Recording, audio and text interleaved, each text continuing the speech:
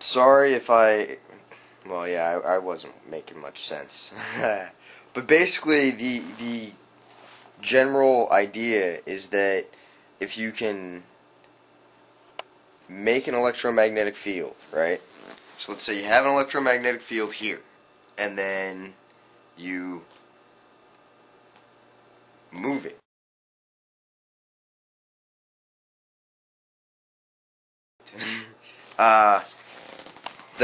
The main idea that I had for moving it was to generate one field here, and then as you're no longer supplying charge to the field here, you start to charge up a field next to it, so that most of the energy in that field and all the flux lines and everything will just move over. So you generate a field here, and then as this one's growing, this one shrinks. You know, you collapse this one as you generate a new one here, and then you do another one, and another one, and another one, and another one, and another, all the way around.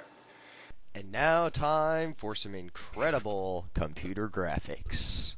Alright, here we have the first stage, and then pretty soon you get the magnetic field collapses, opens up in the second stage, and then coming up third stage, same as the rest, moves over to the fourth stage, and then back to the beginning, and there you go. Then we get relativistic speeds where time is warped. Hopefully, according to my theory, when the magnetic field moves around the time machine, it will drag and warp space-time around with it, if that makes any sense. It'll create it'll be like a ski boat going in a really small circle. The wake that comes out from that and the wake that travels into the center of the circle, that's space-time warping. Of course, hopefully there's no intense gravity effects to go along with it. It's more the energy of the field moving instead of matter moving, causing the time dilation effect. That's all that I'm really hoping for.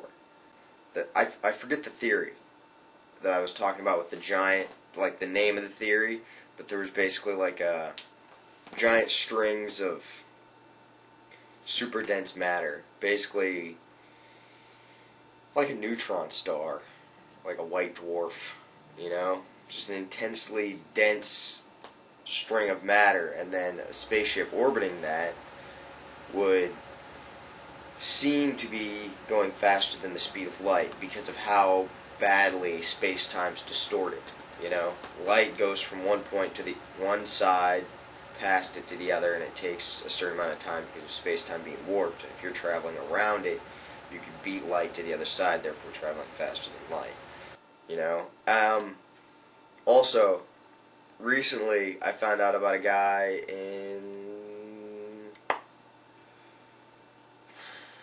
I forget where. This scientist, this old dude, like his dad died of cancer when he was a kid. He was always really interested in going back in time and saving his dad. And he's now come up with a device which basically a really high intensity electromagnetic beam, and he whips it around some mirrors down a coil pattern, so it kind of goes like that. Like, if that makes sense, you know? And then he shoots a particle down the center, and because the laser beam is such a high intensity, it actually warps space-time into a little curve inside of there. And the particle traveling through the center of the coil of light, basically, ends up going faster than light because of the warpage of space. It gets there, you know, and pops out the other end in the past. All I've heard is that he's working on building it. You know, and once he does build it, how he's going to test something when, you know, you're always going to have to be, I don't know how he's going to test it. I don't know. That's what gets really tricky with testing a device that sends things or signals or whatever into the past. How do you know when to, you know, you're going to always be waiting for a signal from the future, and then, you know, there could be a flood of signals from all the possible futures, or there could just be, nothing. You know? But there you go. I hope that clarifies it a little bit. If not, then fuck. I don't know. I'll try again. Peace out.